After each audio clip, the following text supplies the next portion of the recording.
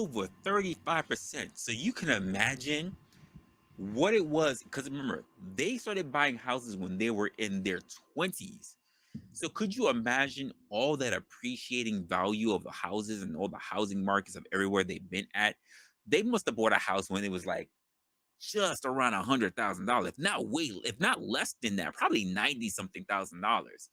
And to see their revenue just skyrocket ever since then, that is absolutely insane. They have been making a killing while everybody else has also been getting killed as well. So it's a good thing to see. Of those homes belong to households with no Oh, children. oh, wait a minute. Wait a minute. How's it going, John the Baptist? You know you struck a nerve, but I'm listening to you talk. How you doing, bro?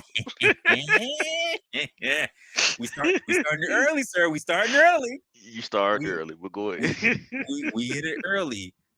John, what Uh, I say, most of my work of the last few hours have been centered around a lot of the conversation that we've had. It's been very fun. It's been very fun for me.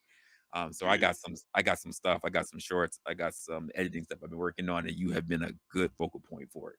So I hope you're ready for it, sir. I hope we're ready for it. But yeah, How you I'm doing, glad. wrestler? Listen, it is a good day. I am tired. Listen, I am tired, but at the same time, I am full of energy.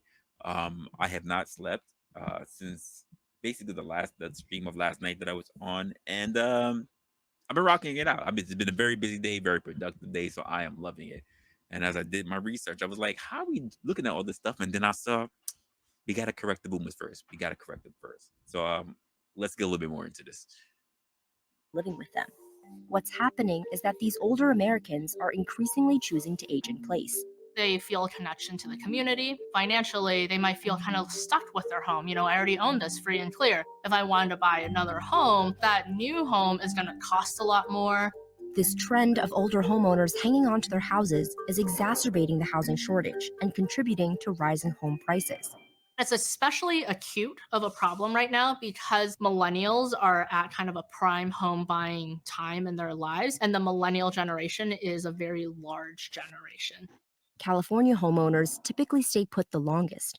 California has a very unique tax structure where you're very much incentivized to stay where you are because as long as you stay in your home, your property taxes won't go up. Not That makes so much sense. I mean, would you really want to leave anywhere where your taxes not really coming up and you've already purchased several homes? And on top of that, because you have millennials coming in, let's be honest, it's California. We'll talk about California. So that means you don't even have to worry about full-time tenants because you could just recirculate all the different people, whether it's uh, rentals for particular houses because you don't want to give up these properties, or you want to have it up for teens because maybe the house that you decide to buy in a particular market is near the major universities. There's a good advantage that you're taking advantage of as a boomer that's actually out there. But I just found it very ugh, disheartening to say that it's really only the top of the top boomers that were literally capturing about 35, I think she said 35 or 32% of the market, while other boomers sitting at the bottom of their generation are homeless. I didn't expect to see that. What are your thoughts about that so far? I'm having a struggle with the concept of blaming those who are consistent for 30, 40 years and then brought a home or two, one or two or three homes and be consistent making the payments for 30, 40 year with 30-year mortgages, whatever the case may be, gaining value Mhm. and being successful for being patient and consistent. And then Okay. blame it and then go ahead. Go ahead. No. I'm hearing you, but I have a question that's in my mind, and it's that: do you believe that monopolies are fair game? You talking about the board game Monopoly? You talking about Monopoly No, as no. in What an actual monopoly is, as in taking up as much as you can, gobbling it can up, slurping it correct. up, is a thing that should be done, and it should always go. It should just go to those who can afford it, and it should not be offered to those who want an opportunity. Yeah, I think Monopoly is a fair game. I think is when you can buy it, if you can afford it, go buy it.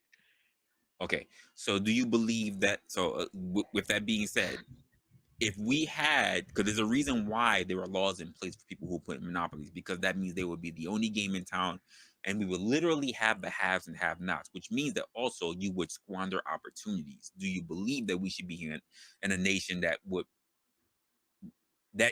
be beneficial if we were limiting people from having opportunities?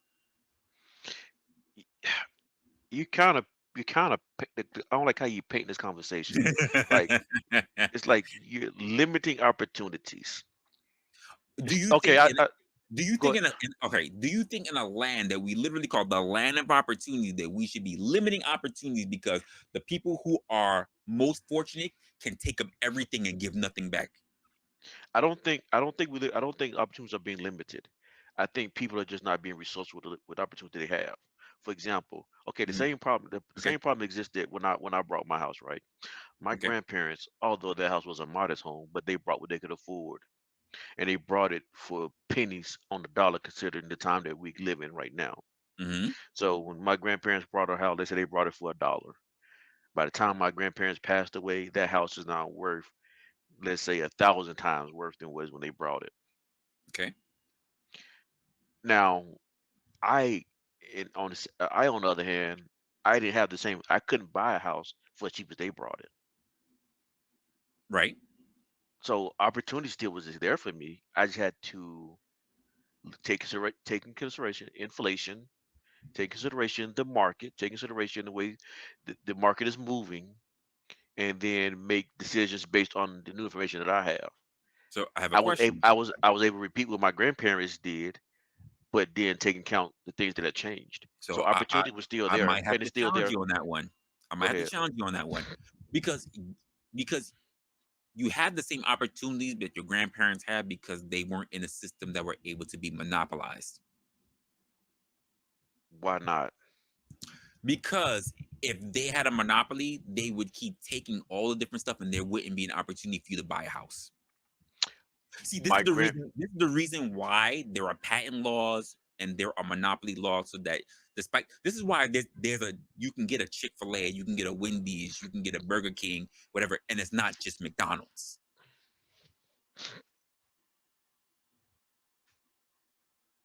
This is the reason why you can go to all the different all the different chains. You can still get a chicken sandwich.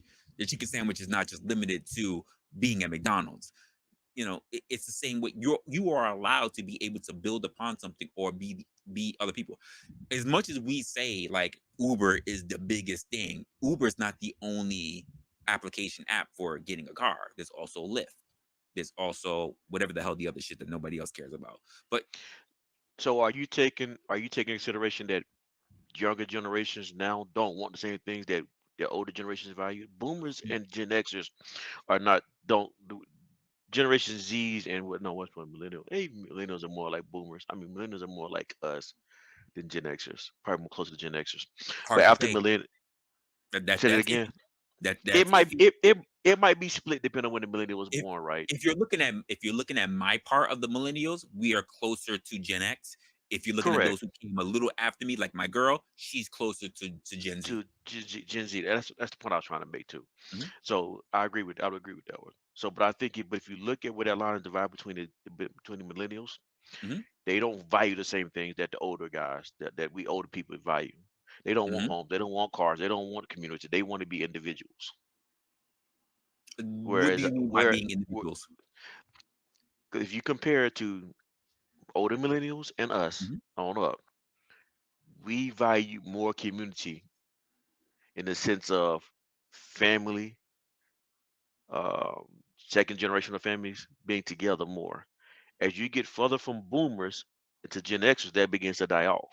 It's almost dead in millennials too, as far as two generational living in one home or generations being close to each other.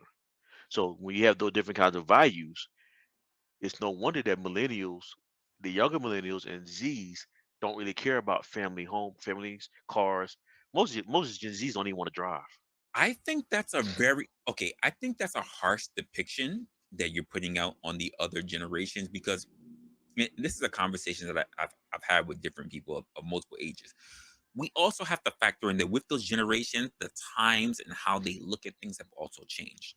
So Correct. So, for instance, when you mention your grandparents, they bought some pennies in the dollar versus that you had to put up a little bit more.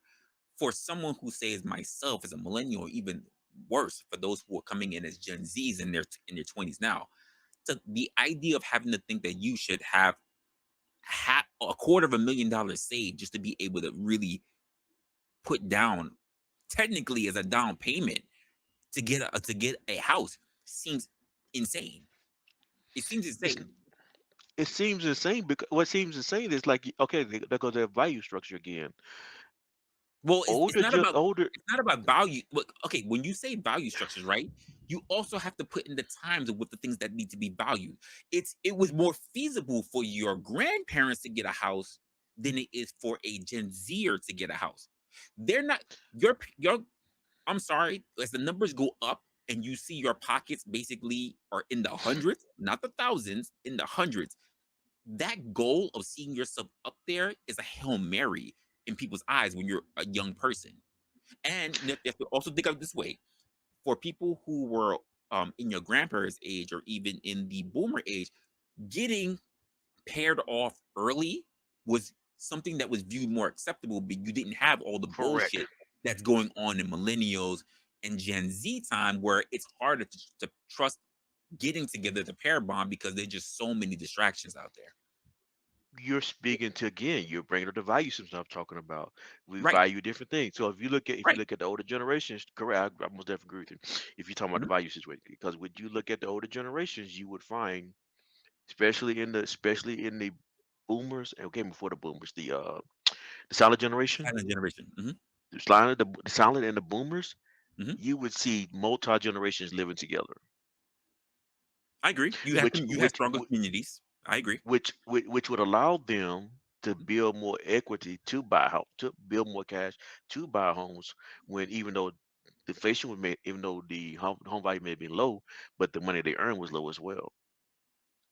Yeah, I So mean back then the idea of correct. buying the block was literally a thing that you could do back then. It's not something you can really do now. Yeah, but if you bring the same value back though, where you would have multiple generations living together, then that wealth would be passed down from the older to the younger. But we separated the value to where you no longer. I don't want to live with my mom or my grandparents anymore. I want to live on Y- my own. I don't want to Well, live in. I don't want to live in a yeah, community. yeah, nay. I want to live. I want to live downtown. I want to live where the rent is going to be the highest because there's the most activity there. I The I values I you can't agree. you I you can't agree, but deal I with also see the difference in it as well. you can't see. Hold on, I let you have it. No, no, You go ahead, go ahead. can't you can't say that it's harder for me now without saying that the reason why it's harder for you is because I'm throwing everything away that was traditionally worked, and I'm going to try this new thing, and don't expect this new thing to be harder. So you said something you said something that it sparked it's I guess you could say trigger, but it sparked the word was new. There's this thing that happens with generations, all generations. Everybody does it. Everyone, Hmm. which is why I try to be very cognizant of it and I try to keep myself open minded when it comes to it. When we start talking about generations, and especially the older the people are, we say things that are new. Things are always new. They're always new. They always have been new. And things have because things change, things are always going to be looked at a different lens. I'm sorry, but I cannot expect my grandchildren, if I had grandchildren, to see things in the way that I do. The same way I couldn't expect to talk to someone who, if they were still sitting around the silent generation, to expect to view things the way that they do. It's just not the same. It's I not think you reasonable, right? I think you talking to just think of this. Think of how the conversation would be in just speaking about aerodynamics between someone who was back in a World War I, World War II bomber versus an actual fire pilot in this day and age. Hmm. The conversation would be so crazy. They would find some similarities for sure. And I would think about that in terms of being generations, in terms of bloodline. You would have the same interest in mind, the same link as in you're both pilots. But outside of that, the idea of how you're flown, how warfare is done, what's being dropped, what's being shot, how things are conducted is just totally different altogether. And I think Just the way how we even look at war now, it's done differently. Before it was always boots on the ground, boots on the ground. You still need boots, don't get me wrong, but the digital warfare will blow a lot of people's minds, especially in the solid generation that said you can do that. You mean you never had to leave the base? You could just drop bombs on people, it will blow their minds. So I don't. when we talk about how things are done, there was a more hands-on approach when it comes to a lot of the older generation, and you don't necessarily need that today. And it's harder for people who are much older to recognize just how different the world is today. They can I see don't it. think so. When I talk to I- when thi- thi- I thi- talk to people who are much this is older, what I said. it's different. This is. It's I'm not different. saying They it's can different. see it I'm and not they're saying like, it's I not can't different. do it.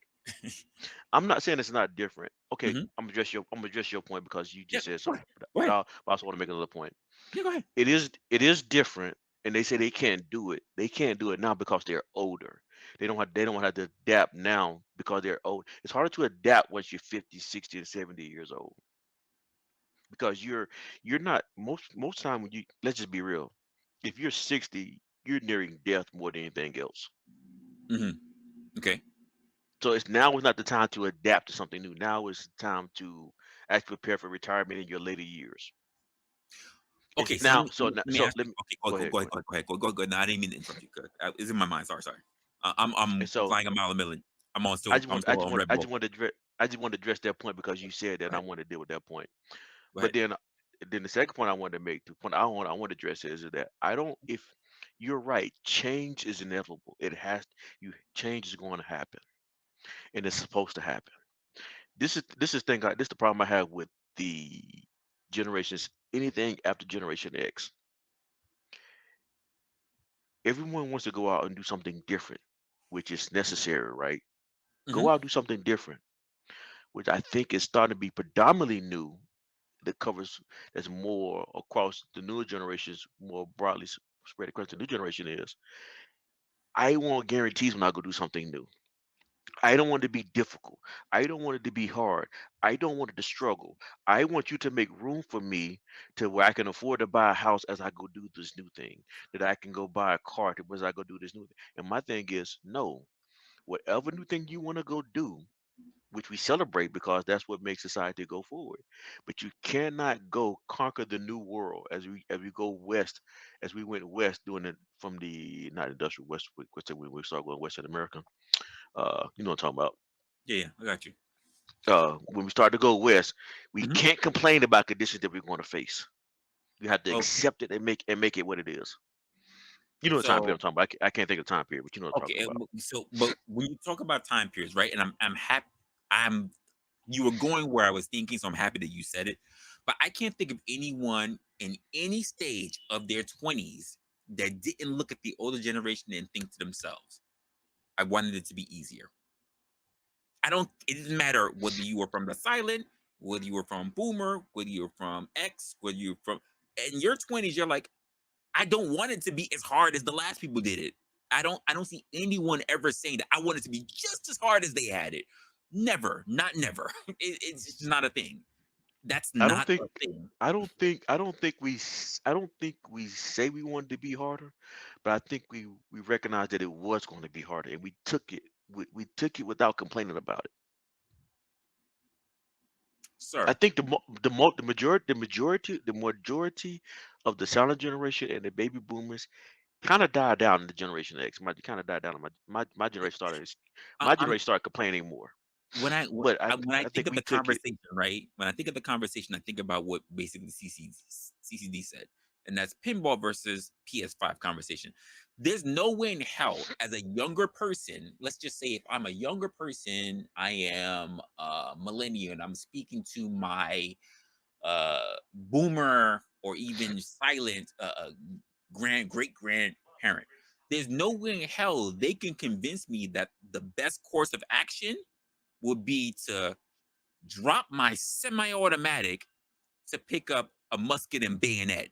There's no way it's gonna happen. You I'm not cannot disagreeing convince with me. you.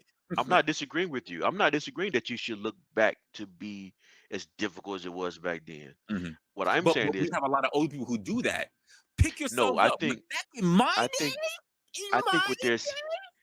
I and it's think what not they're like saying that.